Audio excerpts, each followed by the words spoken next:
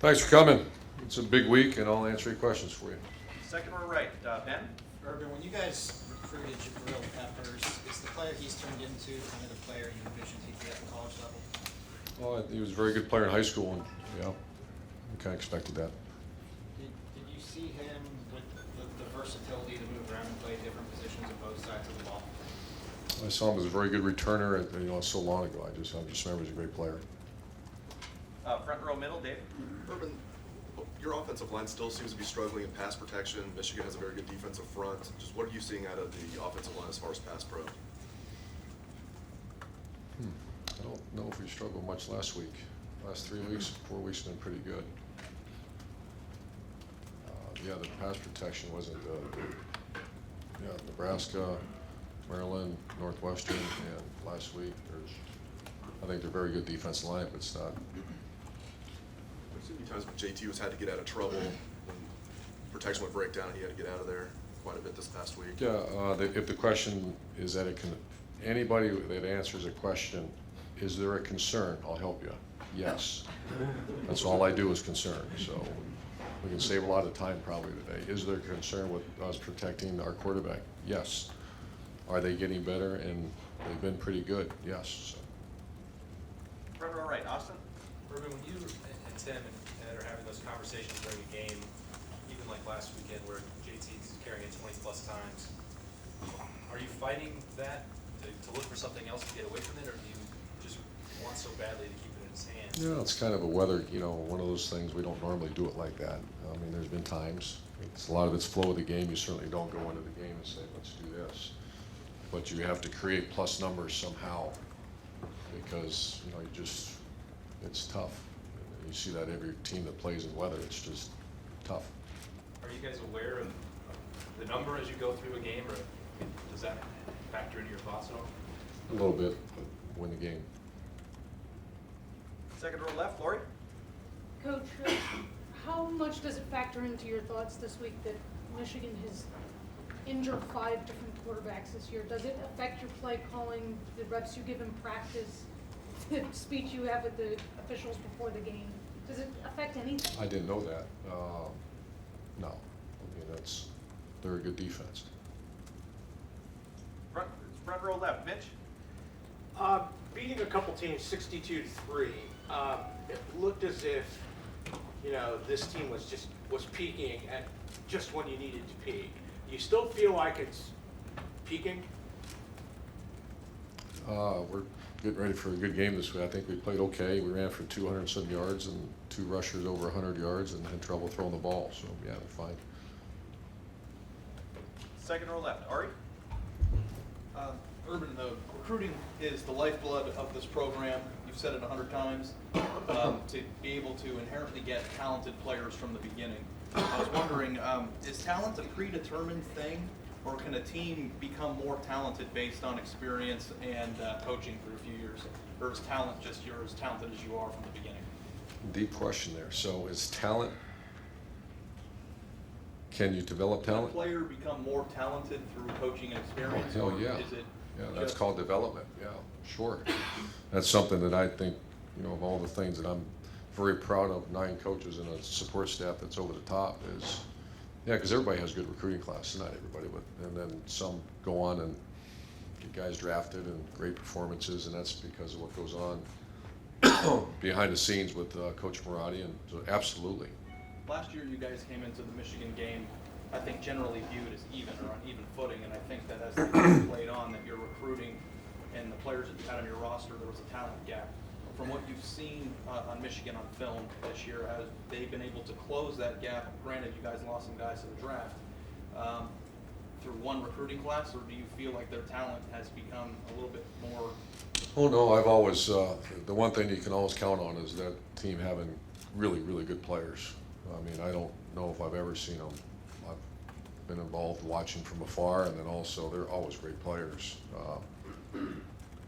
The difference is there's 47 seniors or something, some crazy number of experience. These guys have been here for a while. They're grown men and have been playing for a while. So very, very good team, very talented. Has the gap closed? I don't know if I've ever considered a gap. I always look at these 2 teams, and if there is, it doesn't matter. Front far right over here, Clay. What was your earliest recollection of this game, this rivalry?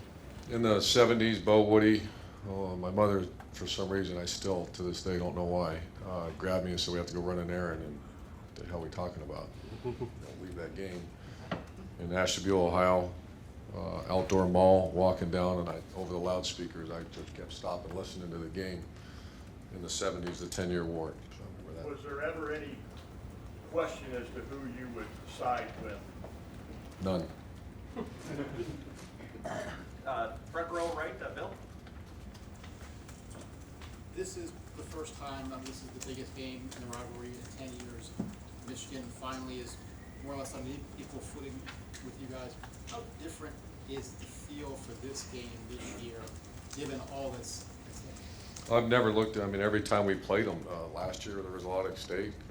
Our first year undefeated season, second year was a chance to go play for the national title. We didn't follow through in the championship game. Third year, we got to the national, right? Or fourth year?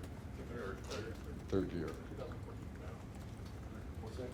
Yeah, it's always big. Can I ask one question about Pat Elflein? I know you've talked about how important he is. Just how crucial is he on and off the field for you? I can't give an adjective to overemphasize his value to our program. And I've done this 29 years. He's as good a player, person, leader as I've ever been around. And we have senior tackle on Thursday. That'll be a tough one. Second row middle, Jeremy. Urban, I know you're not really a social media follower yourself, but there may not be a guy on your roster that's more polarizing among the Ohio State fan base than JT Barrett. There's a segment of the fan base that really thinks he's kind of average, and another segment that thinks he's one of the best quarterbacks in Ohio State history. What is your take on after 4 years of JT, your legacy with quarterbacks? How do you stack him up, and do you think he's appreciated enough, considering this could be his final game at Ohio State? I think we're in a very evaluation-friendly profession, and he's in a very evaluation-friendly position. You look at wins, number one, and then you look at statistical touchdown, interception, passing efficiency, and that easily makes him one of the greatest quarterbacks probably to play the game. I'm not just, does he throw the best curl route or whatever? I don't know that, but I don't care. He's one loss record, TD to interception ratio, and passing efficiency are the things that I always look at. But number one is, without question, the one loss, do you win games? Because that's a tough position. When you stack him up with guys like Joshua Harris and Tim, how do you? Here we go. How do you? He's a big game this week, man. And I love JT Barrett. Third row right, Tim. Yeah, Urban, we talked about your corners, Marshawn, Garyon, Denzel, how well they played. Michigan has a pair of pretty good ones too. Just how difficult do you think throwing the football is going to be in this game? You got to beat man coverage. There's no secrets what they play, and they're very good players. Front row right, Tim. Nate. Yeah, Urban, 1986, you were a graduate assistant here at Ohio State, and the Monday of the game, Jim Harbaugh guaranteed Michigan was going to win that game. I know you had to be aware of it. I think y'all put signs up and things like that. What do you remember about that, and what do you remember about the motivating factor maybe it brought for you guys for the game? I actually remember it very well. I remember we won the game. We started the season bad, lost 2 games, Alabama and Washington. Got smoked at Washington. And went on a nice run, I think 9 straight or something like that. And they lost to Minnesota. And then we had the Vince Workman had a touchdown, and we missed a field goal right at the end and went to the Cotton Bowl and won that. So I remember it very well. But do you remember the reaction in the building when he made that comment? Not really. I remember it was typical that if someone says that. Yeah. You've got a triumvirate right now with JT, Mike Weber over 1,000 yards now, Curtis Samuel, the only player in the nation with 600 plus rushing and receiving. What do you feel about that trio going into this game? Does it give you a balance? Yeah, we have to utilize all the weapons, and because what you said is true. We also have some other receivers playing pretty good. Tight ends are getting more involved. So there are statistically the offense is pretty good. I think we're number 1 in the Big Ten, if I remember right. I haven't checked it this week. But you're going to need it against a defense like this. You'll need every one of them playing their best. Can I ask one thing? Saturday, you know, we talked about the win before the game and after the game. 25 miles an hour, sometimes gusts to 40 or more. Do you just throw that game away from the standpoint of the passing game? I mean, just from what y'all had going the previous two games? Or, Throw it away? yeah, I mean, just from a, yeah, I mean, I think JT was 10 out of 22 or whatever it was. Is that just a throwaway? Yeah, it's thrown away the minute the game. We don't spend much time on that. I mean, I know other people do. We're giving all focus to this one, so. Do we sit and talk about it like we do in here now? Of course not. We've got a lot of work to do. Fourth row right, Nick. The vast majority of your production this year have been guys that still have eligibility left. But how do you, all these seniors have been with you for most of your time here. How do you ultimately remember this class? Well, it's unfortunately a very small class because a bunch of those cats left on us last year, who I love dearly. But, you know, I'm thinking off the top of my head, you got a punter who, don't talk about him much, but I love him dearly, and he's a guy that you talk about a leap of faith, a big leap, like across continents, and is a wonderful guy. We got a kicker that I love to death, Tyler Durbin, that, you know, I'm surprised I didn't know his name, but he's fantastic. Pat Elfline, one of the best football players I've ever been around. Dontre Wilson has been an injured-prone career, but a wonderful guy that is all in with the team. Corey Smith, nicknamed the JC guy, was instrumental in our national championship year. He's also dealt with an injury as a junior, and then this year also with a broken hand. And that's about it. What's that? Burger Feta. Oh my gosh, Burger Feta. Yeah, it's people joke around, or I joke around. If I have any more children, I'm going to name it Burger Feta. That's how much I love those guys. Two of the most selfless guys I've ever been around, and it's so proud to be able to put them on scholarship, and they'll be Buckeyes the rest of their life. You mentioned that Michigan has, 40-some kids that went through senior day the other day. Have you ever been part of a team that has had this small of a senior class? I think this smallest. Someone told me that. Yeah, at least contributors. Yeah. Fourth row left, Brad. Gary Conley used to be a commit to the team up north, and you were able to pry him away. What did you see in him back then, and how much of an impact has he made on the team? Ooh, he's another one that's a brilliant player for us, and I do remember that very well. Mike very well recruits that area, and it was an early commit, and we thought highly of him, maybe not to the point where, and I remember when we started, he played his tail off his senior year, and I went watching him actually practice basketball, and that's when I was like, this is a crazy athlete, and you get to meet him and his family, and he's major impact, not just a player, but he's a great leader as well. Second row left, Doug. Or first row left, Doug. Urban, we know how good your run game was the last couple of years with Carlos Braxton and Ezekiel. The way the run game has developed this year, where you stand now, you have 2 guys over 100 from Michigan State. What have you thought of the whole thing with JT and Mike and Curtis working in there? Pretty good. I think someone told me statistically we're about where we were with Zeke. Only Zeke we carried the load more than I think. Someone told me that.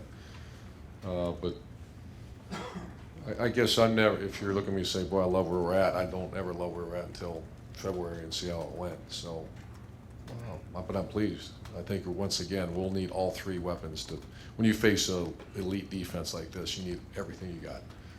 And when you look earlier in the year, Mike and Curtis shared more of the carries, like the last half of the year. Curtis obviously has been used more in the passing game, less in the run game.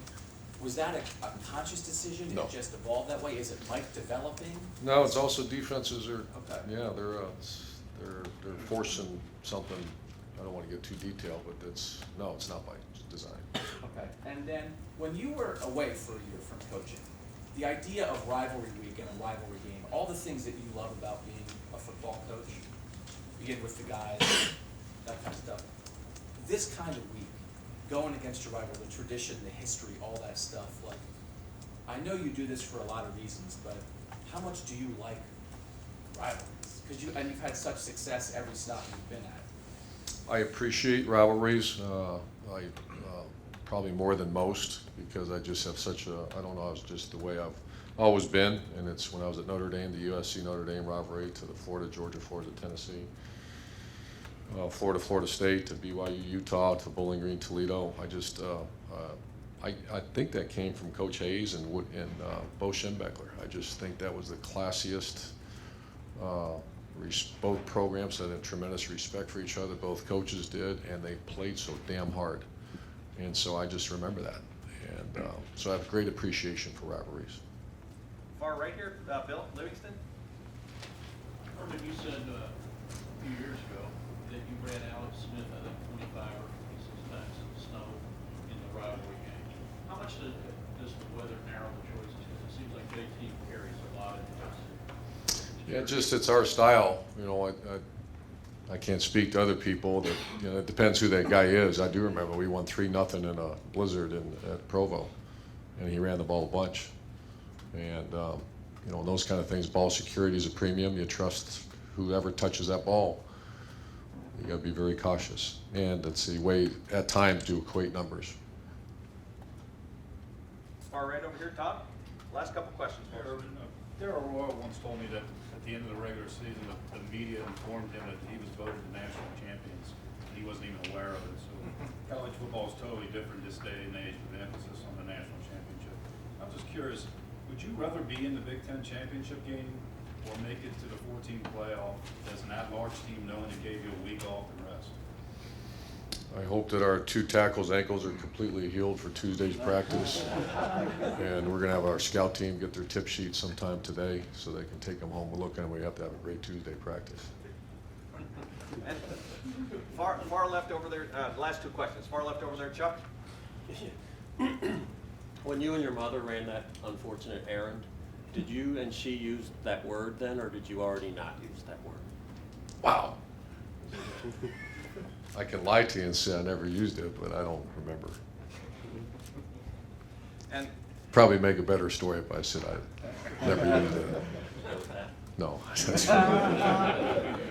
And our last question, got a guest over there, gentlemen. Herman, back when you were here, well, before you were here, Woody would never, of course, refer to University of Michigan as University of Michigan, it was always a school up north. It spoke to a kind of primitive warfare. Has this evolved, though, socially at all, where we can be a little more fraternal, you and Jim, the mention of the rival, et cetera? I mean, is there a more sophisticated That's a great question. Here's what my memory of that rivalry, and this is where I think it's the greatest rivalry in all of sport. You're darn right it was tough, but I know very well that there are 2 coaches never respected each other more, and that's the head coach of our rival, Bo Schembechler. And because I talked to him about it. I had great conversations with Coach Schembechler.